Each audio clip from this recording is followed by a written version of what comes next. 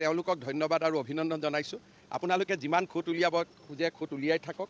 ইয়াৰ পৰা ক্ষতিটো হিমন্ত বিশ্ব শৰ্মাৰ নহয়, ক্ষতি হ'ব যুৱক যুৱতীসকলৰ। স্বপ্ন যদি ক'ৰবাত দুখ পায় যুৱক যুৱতীসকলে।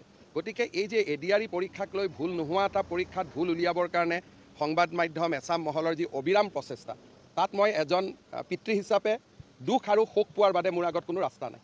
মই দুখ পাব লাগিব, কষ্ট পাব লাগিব, তাৰ বাদে কোনো ৰাস্তা নাই।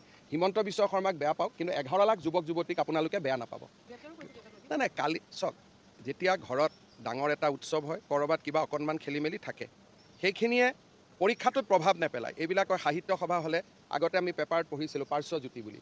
এইবিলাক পাৰ্শ্বজ্যোতি, কিবা ডাঙৰ পৰীক্ষা হ'লে, কিন্তু তাকে লৈ চুট পেণ্ট পিন্ধি টিভিত ওলাই যে পৰীক্ষা বেয়া হৈ গ'ল, প্ৰশ্ন কাকত ওলাই গ'ল, যিটো প্ৰচেষ্টা, এই প্ৰচেষ্টাই অসমৰ সংবাদ মাধ্যমক যুৱক যুৱতীৰ পৰা আঁতৰাই লৈ যাব।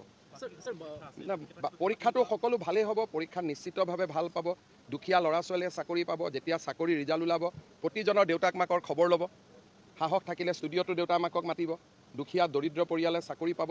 কিন্তু পৰীক্ষাটোত ভুল উলিয়াবৰ কাৰণে একাংশ সংবাদ মাধ্যম যেনেকৈ নামি পৰিছে, তেনেকুৱা হ'লেতো কোনো পৰীক্ষাই নাপাতিব ভৱিষ্যতে ভয়তে। মই ভয় নকৰোঁ বুলিহে পৰীক্ষাটো পাতি আছোঁ। মোৰ পিছততো পৰীক্ষা পাতিবই মানুহে ভয় কৰিব। এইটো 2:17 তাৰপিছত পৰীক্ষা হৈ যোৱাৰ পিছত প্ৰশ্নৰ কাকতখনটো এতিয়া খোলা হৈ গ'ল। অহাকালিতো আমি দিয়েই দিম 29 তাৰিখৰ পৰীক্ষা। পৰীক্ষা হোৱাৰ পিছত প্ৰশ্নৰ কাকতখনৰ মূল্য কি থাকিলে? হৈ যোৱা পৰীক্ষা তাৰ পিছত প্ৰশ্নৰ কাকতখন তাৰ মূল্য কি? সেইকাৰণে মই এইবাৰ সেৱাক কৈছোঁ, প্ৰশ্নৰ কাকতখন ঘৰতে লৈ যাব দিব। নহ'লে সংবাদ মাধ্যমে এইখনক লৈ ৰাজনীতি কৰি থাকিব। OMR চিটটো ওলোৱা নাই। আৰু 2:17 ডেৰটাত পৰীক্ষা চেজ হৈছে, 2:17 কিছু শিক্ষাগুৰু বুলিয়ে ক'ম, কিছু শিক্ষাগুৰুৱে প্ৰচেষ্টা কৰিছিল, যিখন মই ফটোষ্টেট কৰি লওঁ। কিয় লৈছিল চাম। কিন্তু তাৰ পৰাতো পৰীক্ষাত একো ক্ষতি হোৱা নাই। পৰীক্ষাটো 1:30তে হৈ গ'ল। OMR চিটটো জমা হৈ গ'ল। আৰু প্ৰশ্নৰ কাকতখন কি আছে? বিয়া হৈ যোৱাৰ পিছত পেণ্ডেলটো যেনেকুৱা অৱস্থা হয় তেনেকুৱাইতো। পৰীক্ষা হৈ গ'ল, তাৰ প্ৰশ্নৰ কাকতখনৰ কি মূল্য আছে? চক্ৰ নহয়, আপোনালোকৰ ভিতৰতে আছাম। এইটো চক্ৰ নহয়।